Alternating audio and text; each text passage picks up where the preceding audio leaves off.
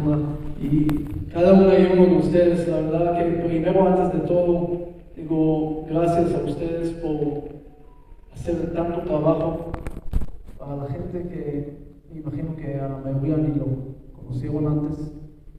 Hay mucha gente que habla de amor, pero muy poca gente lo aplica. Muy poca gente está dispuesta a sacrificar su tiempo, su vida para estar tanto tiempo en ayuda a los demás. Ese es el amor verdadero. Ese es el amor que tenemos que mostrarle al mundo y ustedes son ejemplos de eso. Bueno, pasamos el tiempo del COVID, pasamos el Seattle que pasamos. No podemos vivir todo el tiempo en el pasado. Recordamos el pasado, pero no vivimos ahí. En el judaísmo, en la noche que contamos la salida de Egipto y hablamos de la esclavitud, terminamos diciendo, y al otro año en Jerusalén construida. Siempre hay que ver el futuro. Siempre hay que ver la esperanza del futuro. No se puede todo el tiempo, le preguntas a las personas cómo están, es que COVID y cómo está, no, es que Rusia y Ucrania, y siempre andan con problemas. Entonces, con tal problemas ya sabemos, lo leemos en los periódicos, pero tenemos que acostumbrar también a hablar de cosas buenas. Hay que tener cuidado también con la esperanza, porque hay también mala esperanza. Un ejemplo, en la historia del siglo pasado, Estados Unidos y Vietnam, en la guerra ahí, había un piloto, se llamaba Jim Stoker, algo así, y él, con otros colegas, con otros amigos, cayó ahí, los secuestraron ahí en Vietnam, y estaban ahí un tiempo largo, y él cuenta que los primeros que murieron ahí, de sus amigos, fueron los más optimistas. Ellos murieron primero. Preguntamos, ¿cómo así? ¿Al revés? Dice, no. Es que había gente que cuando llegaban ahí, y la cárcel y todas las condiciones eran peor de lo que podemos imaginar. Y ellos dijeron, seguramente mañana vamos a salir de aquí. Estados Unidos muy fuerte, nos van a sacar de aquí rápido. Y pasó el día y se quedaron ahí. Entonces al otro día dijeron, tal vez el fin de semana nos van a sacar de aquí. Y no. Tal vez el primer día del año, tampoco. Seguramente ahora en la Pascua, tampoco. Y cada vez se decepcionaban de nuevo hasta que no podían aguantar más y murieron. Dijo, y pensé que algo parecido pasó con el tiempo del COVID, porque al principio dijeron, ese va a quedar en China. Y no, llegó a todo el mundo. Ese en una semana se va a ir. Y no. Ese con el calor, me acuerdo que dijeron, va a haber mucho calor y el virus no aguanta. El virus aguantó, nosotros menos.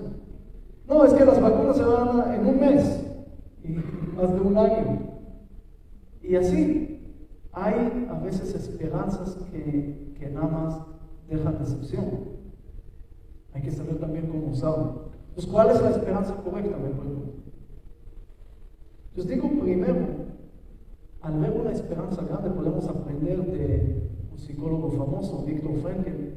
Él estaba en el infierno del mundo durante el Holocausto, en campos de concentración, y estaba tan mal, no había ninguna esperanza ahí. Recibir un pedazo de pan era todo, pero él empezó a pensar de un significado y un propósito más grande de nada más salir de aquí. Y él dijo, si algún día voy a salir, voy a enseñar a la gente cómo apreciar la vida, cómo apreciar las cosas de la vida. Y así fue. Logró animar a él y así animar a los demás que tienen un propósito grande que vale la pena sobrevivir para eso. Y lo logramos desarrollar. Y logró desarrollar toda la logoterapia y todo lo que conocemos, el hombre, el humano, el búsqueda del sentido y otros libros que sacó, pero generar un significado grande y transformar junto el destino negativo en un propósito positivo. Esa es la primera cosa que tenemos que salir de esa época, que sí podemos.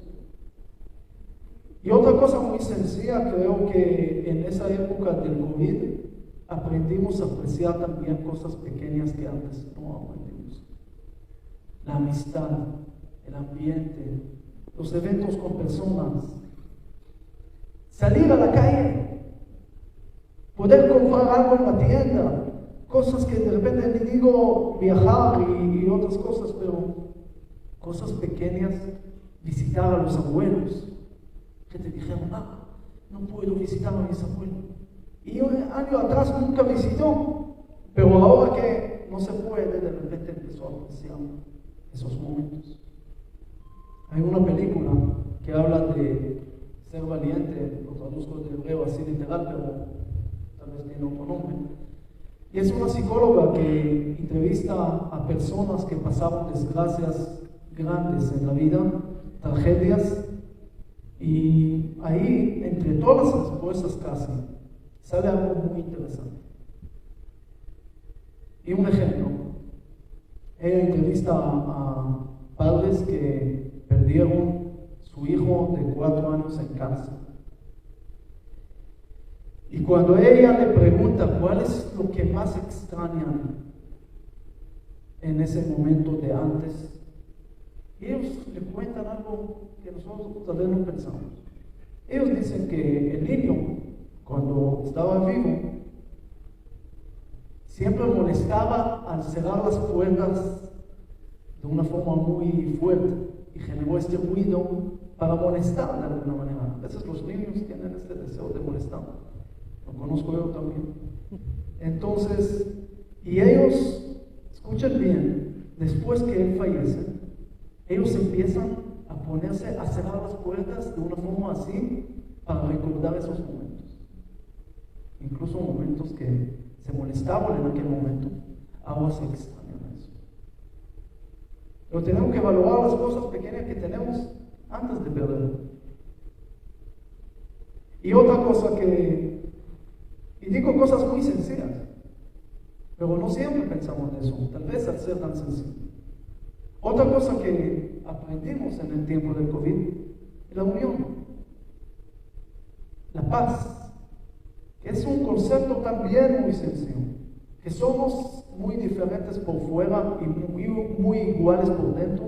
Eso es lo más sencillo que hay, cualquier niño lo sabe, pero tal vez por eso es tan complicado de aplicar. Vemos una persona que piensa diferente y a veces tratamos de convencerlo. ¿Por qué? Si hay colores diferentes y si hay notas diferentes que forman una música, también pensamientos diferentes forman la belleza de la humanidad. No tienes que cambiarlo, porque si todos van a opinar lo mismo, qué aburrido. A mí no me gusta hablar en lugares que todos me dicen sí. Me gusta hablar en los lugares que discuten y que me traen otras opiniones. Yo aprendo de ellos y yo enseño también. Pero si todo el tiempo voy a decir nada más sin aprender, llega un momento que ya no voy a tener que decir. Entonces la unión, aprendimos el tiempo de COVID que un virus pequeño puede contagiar a todo el mundo, sea judío, sea cristiano, sea musulmán, sea budista, sea hombre, sea mujer, sea niño, sea adulto, sea ateo, sea lo que sea.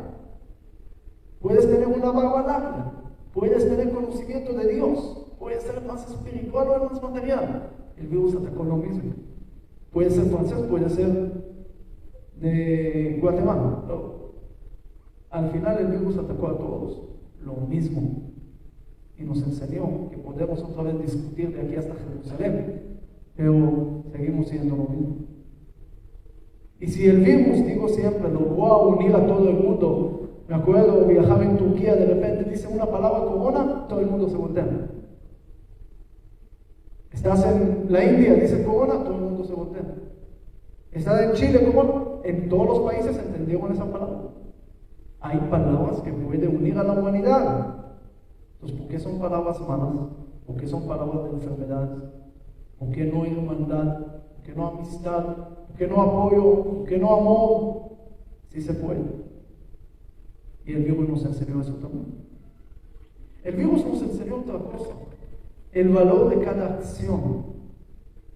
Hay gente que dice, ¿quién soy yo para cambiar el mundo? ¿Qué puedo hacer yo? Entonces, Señor, si el chino que comió ese murciélago cambió el mundo, ¿por qué no puedes cambiar el mundo también sin comer murciélago? Pero ¿Por qué no puedes cambiar el mundo? Si el vivo es que no se ve, cambió el mundo. Una acción tuya que se ve puede cambiar el mundo. Se empieza con una cosa pequeña y se termina en grande. El efecto de la mariposa se transformó en efecto del murciélago, pero nos dio. Ese es algo, otra vez, muy sencillo, pero a la vez también muy fuerte, que tenemos que pensar. Tenemos que tener confianza en nuestras fuerzas.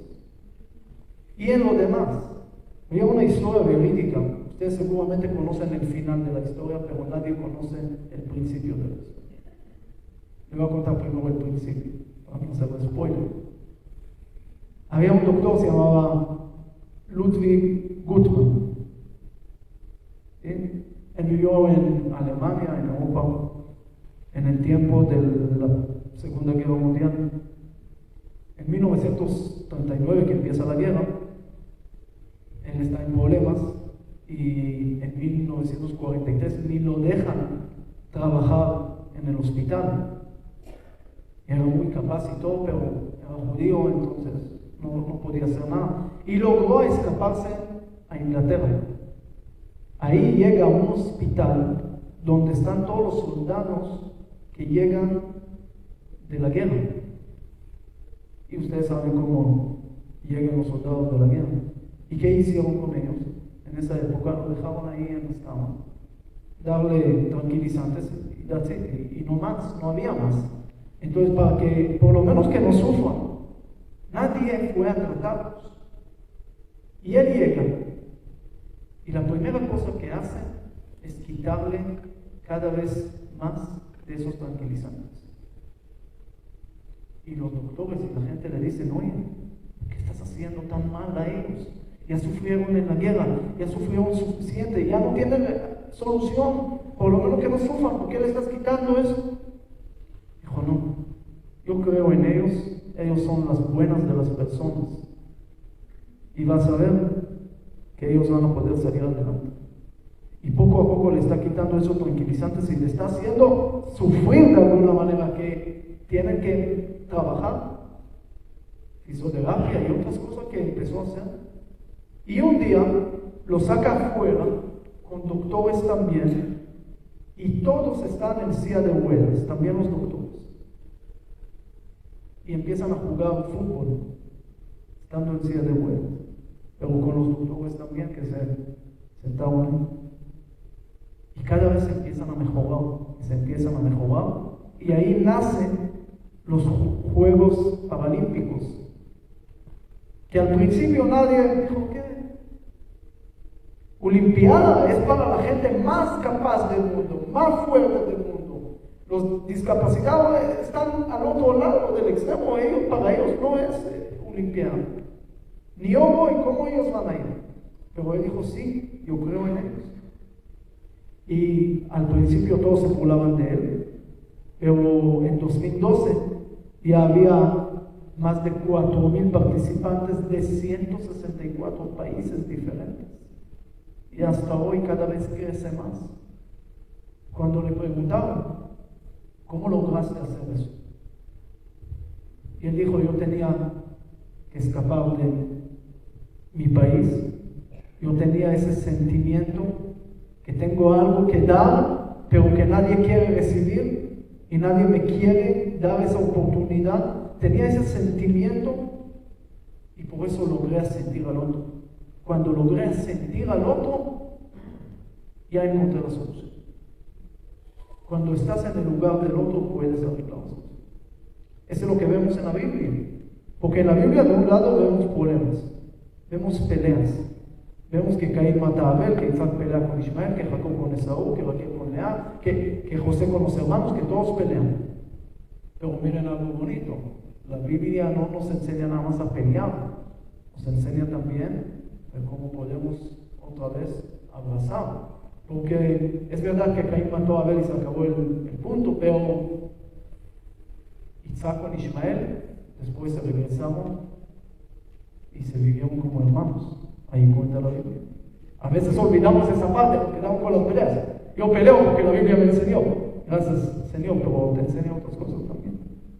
Y Jacob con Esaú se abrazaron. Y Lea con Raquel también. Y José con los hermanos se perdonó. ¿Cómo logró? ¿Cuál era el punto? Muy sencillo. Isaac se va a pedir perdón de Ismael cuando su mamá muere y él por primera vez siente lo que era salir de la casa. Y sintió a Ismael y fue y logró volver.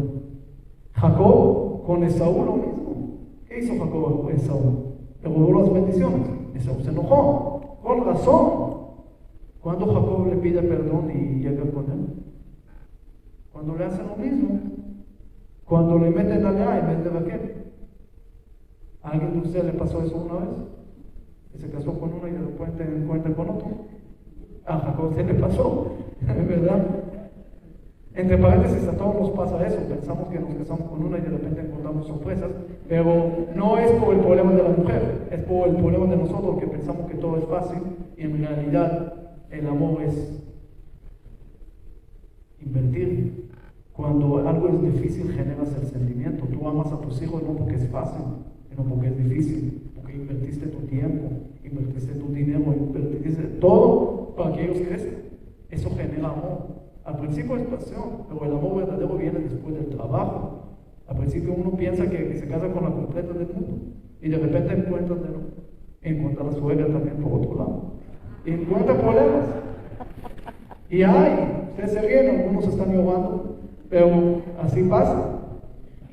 Siempre cuenta que uno llega con el doctor y le dice, oye, ¿cómo voy a saber? Quiero vivir para siempre. ¿Cuál es la receta? Dijo, cásate.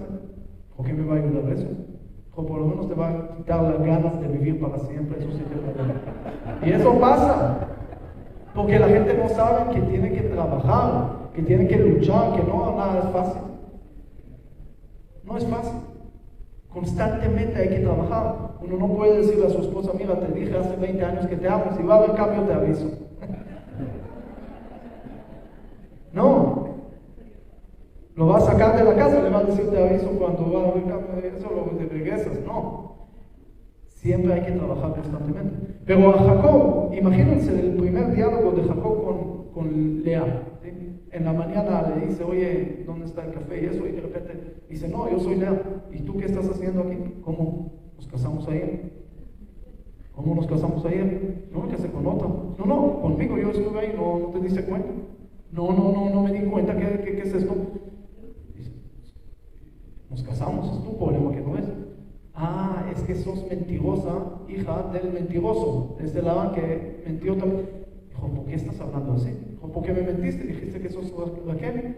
Dijo, no, yo tenía un maestro de esas cosas. ¿Quién es el maestro? ¿Vos? Tú entraste, tu papá, dijiste que sos Esaú. Y no era. Entonces yo aprendí de eso. Dijo, no, pero ahí mi mamá me dijo. Dijo, no, mi papá me dijo. No, yo hice para el mío. Yo también hice para el mío, papito lindo, todo eso era igual. De primera vez que Jacob siente lo que sintió Esaú. Y ese es el momento que él va y hace la paz. José con los hermanos lo mismo. Los hermanos están en Egipto y sienten que se está en un lugar ajeno. Llega el momento de perdón. En fin, el lugar, en el momento que estamos en una situación complicada, es un momento de entender al otro también. Creo, y con eso lo voy a dejar, que el mensaje más fuerte para mí de ese tiempo del COVID es que aprendimos y sentimos que es estar solo en la casa. ¿Nos gustó? ¿No? ¿Fue difícil? Sí. Imagínate que hay personas que están solas toda la vida. Ahora puedes sentir a ellos. Y no dejarlo ahí en el aire, sino actuar para poder hacer algo. Porque tú sentiste que era tan difícil de estar solo. Entonces, ahora que ya podemos estar juntos, no podemos olvidar de aquellos que todavía están solos. Sentimos que es tener esa complicación, que todo se puede cambiar en un segundo. Toda la vida se puede cambiar en un segundo. Nada, no tenemos garantía de nada. No hay garantía. Hoy estamos aquí, mañana no sé. Y por eso tenemos que aprovechar también el presente y no dejar las cosas para después. ¿Quién te dijo que vas a estar después? Tenemos que hacer ahora. Tenemos que unirnos ahora para poder ver cómo podemos responder a la gente que todavía tiene necesidad y que lamentablemente hay bastante. Y no decir mañana vamos a ver. Porque nosotros queremos arreglar las cosas y no queremos dejarlo para después.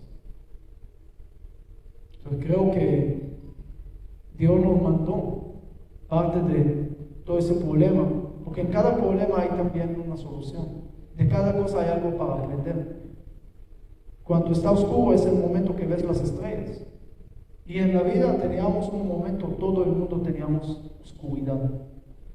Pero debemos por lo menos salir de eso fortalecidos, que aprendimos a apreciar las cosas pequeñas, que aprendimos que podemos unirnos a pesar de las diferencias y que podemos sentir al otro que estuvimos en su lugar y que sí, con pocas acciones y pequeñas acciones podemos causar grandes efectos. No podemos andar preguntando todo el tiempo por qué Dios hace las cosas. Y más de todos los religiosos, líderes religiosos, tenemos que hablar poco menos. Yo sé que es difícil para mí también. Queremos hablar mucho, y eso está. Pero tenemos que hablar menos de Dios y más sobre los humanos, porque Dios está en los humanos. El Dios grande no es que está en el cielo, el Dios grande es que aparece en cada criatura aquí. Y estamos aquí para ver cómo podemos cada uno apoyar más. Y en vez de elevar tanto para arriba, no olvidar que hay gente abajo que tenemos que ayudar. Entonces, tanto los líderes religiosos, los líderes también del hospital, los doctores, todos tenemos que entender esos mensajes tal vez muy sencillos, pero que juntos podemos formar un equipo, juntos podemos hacer mucho más de lo que podemos imaginar. Porque si nosotros creemos en Dios, Dios cree en nosotros y no podemos olvidar y no podemos fallar. Así que muchas gracias, que Dios los bendiga, sobre todo el trabajo que hacen, pero todo lo que hicieron falta mucho más por hacer. Así que vamos juntos, estamos unidos y juntos lo vamos a lograr. Muchísimas gracias.